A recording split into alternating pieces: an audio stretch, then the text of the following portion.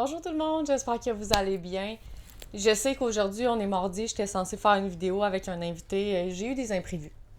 Fait que j'ai finalement pas pu tourner. Donc je vais vous parler aujourd'hui toute seule d'une histoire. Puis je me suis acheté un micro, je sais pas si le son est différent, mais la dernière fois c'était sur ma webcam, mais là on est sur un bon micro, donc d'après moi ça devrait sonner mieux. Donc on va commencer aujourd'hui, là je vais vous parler d'une histoire, je dirais pas un peu plus soft là, mais je vous parle d'un homme qui a été condamné à tort pour des choses qu'il n'a pas commis. Puis on commence dès maintenant. Donc je vous parle de Joe Aridi ou Aridi, peu importe comment on le dit. Il est né le 29 avril 1915. Il a grandi avec ses deux parents, Henry et Mary Aridi, à Pueblo, au Colorado. Joe, il a pas parlé pendant les 5 premières années de sa vie. Puis il a fréquenté l'école seulement un an avant que l'école demande aux parents de le garder à la maison parce que c'était trop compliqué pour lui, l'école. Là. Il pouvait pas apprendre selon ce que le directeur de l'établissement disait à ses parents.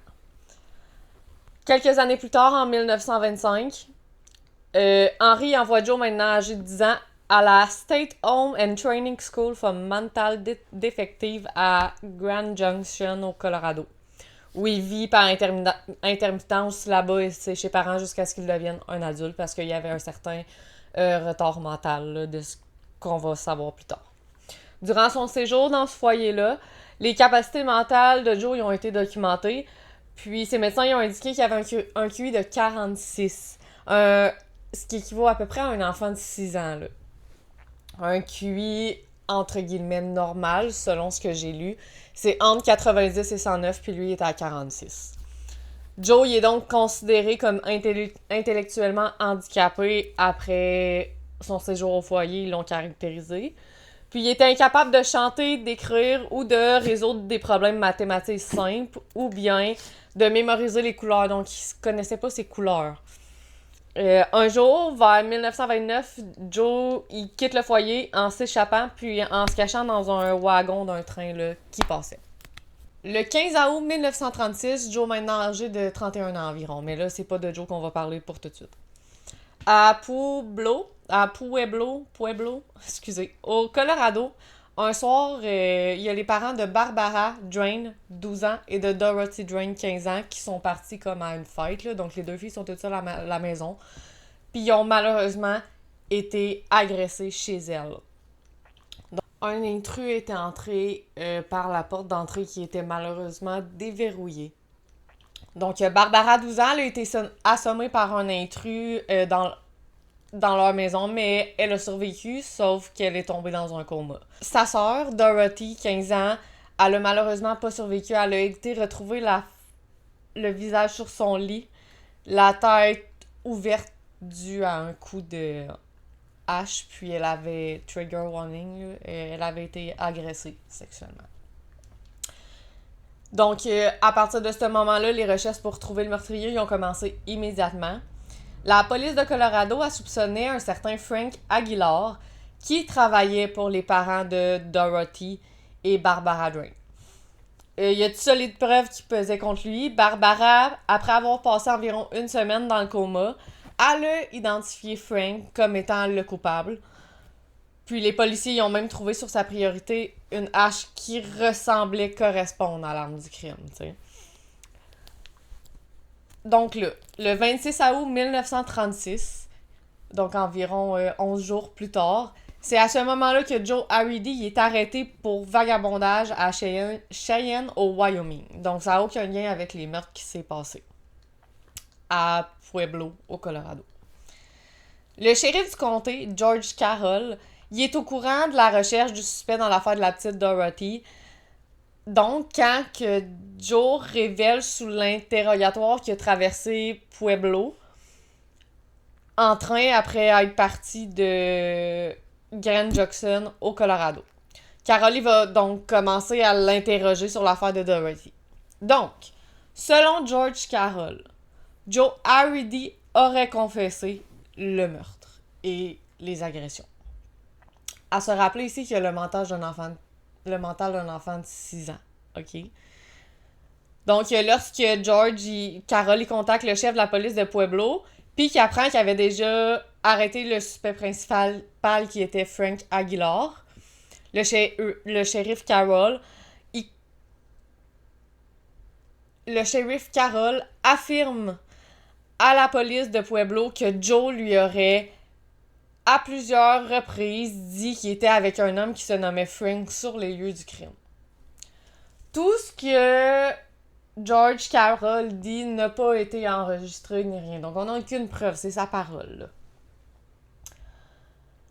Donc là, le procès de Frank Aguilar, il commence le 15 décembre 1936, 4 mois après le décès de Dorothy.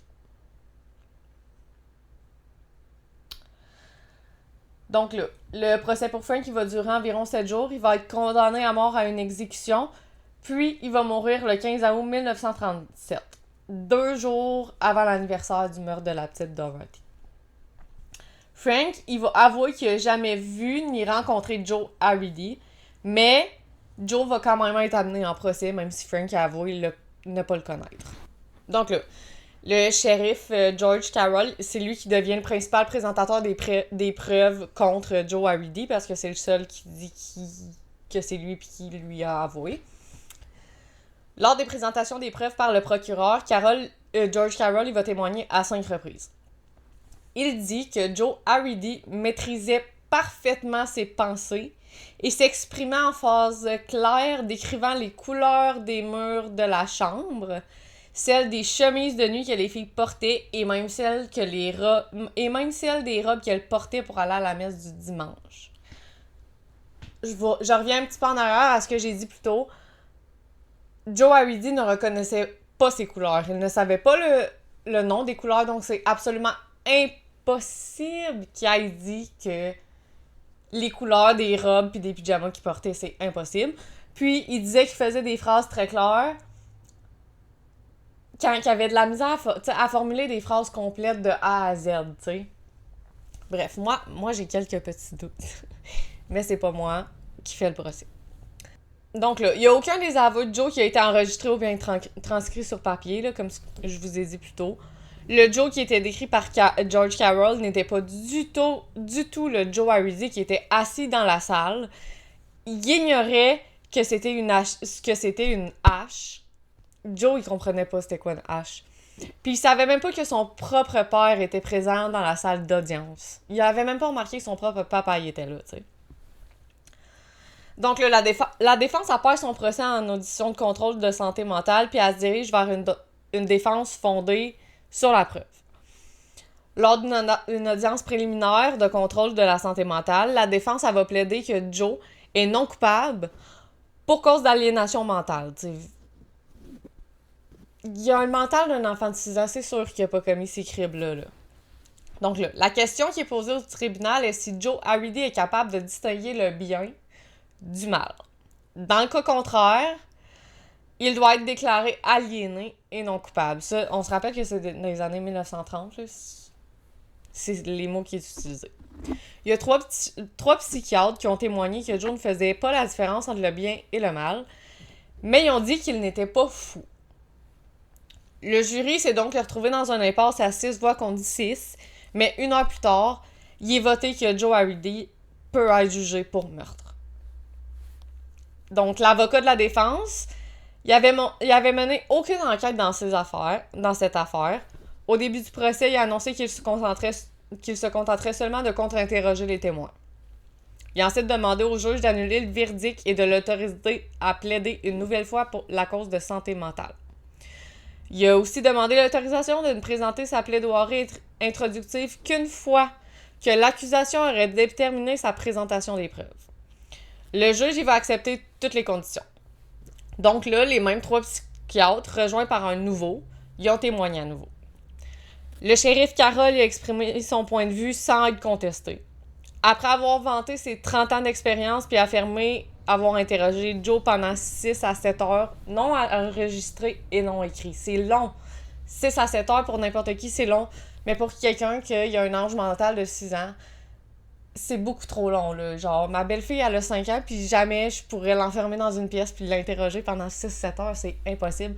Les enfants ont de la misère à se tenir sur place pendant 5 minutes. En tout cas, moi, je trouve que ça fait aucun sens. C'est horrible. Donc là, le procureur, il va demander à George Carroll si, selon son expérience, Joe Haridi est capable de distinguer le bien du mal, puis bien évidemment, George Carroll va le dire qu'il peut le distinguer sans aucun doute. Il y a un verdict de culpabilité qui va être rendu le 17 avril 1937. Joe Haridi a été condamné à mort. Pendant 1 an et demi, Gail Ireland, avocate bénévole, s'est battue pour sauver la vie de Joe Haridi, là, vraiment. Puis, durant cette période-là, elle va avoir obtenu 6 sursis, donc ça l'a prolongé la condamnation à mort pour d'autres choses, là, d'autres procès, puis voir s'il pouvait être déclaré autre chose que coupable, puis éviter la peine de mort. Durant son temps passé dans le couloir de la mort, Joe il était qualifié du prisonnier le plus heureux du couloir de la mort. T'sais, il était tout le temps content, il jouait avec un petit train que le directeur lui avait donné, il était heureux là, tout le temps. C'est ça, il passait tout son temps à jouer avec son petit train, c'était son petit jouet préféré là, que le directeur lui avait donné. Là, j'ai une photo là, que je vais vous montrer. Puis, le 6 janvier 1939 à 18h15, la Cour suprême du Colorado rejette la dernière requête par 4 voix contre 3. Comme dernier repas, Joe Haridi avait demandé de la glace, de la crème glacée. Au Québec, on dit plus crème glacée que glace, là, mais je pense qu'en France, vous dites plus glace, là, je sais pas trop. Il va être exécuté dans une chambre à gaz, puis quand que le directeur il essaie d'expliquer qu'est-ce qui va se passer, Joe il comprend pas c'est quoi une chambre à gaz. Lui, il pense que il s'en va dans une chambre puis qu'il va revenir. Lui, il pense pas mourir. Quelques heures avant son exécution, il a reçu une visite imprévue de sa mère, sa soeur, sa tante et son cousin. Il avait pas vu sa maman depuis qu'il était incarcéré là, dans le couloir de la mort, donc ça faisait quand même un bout là, qu'il ne s'était pas vu malheureusement.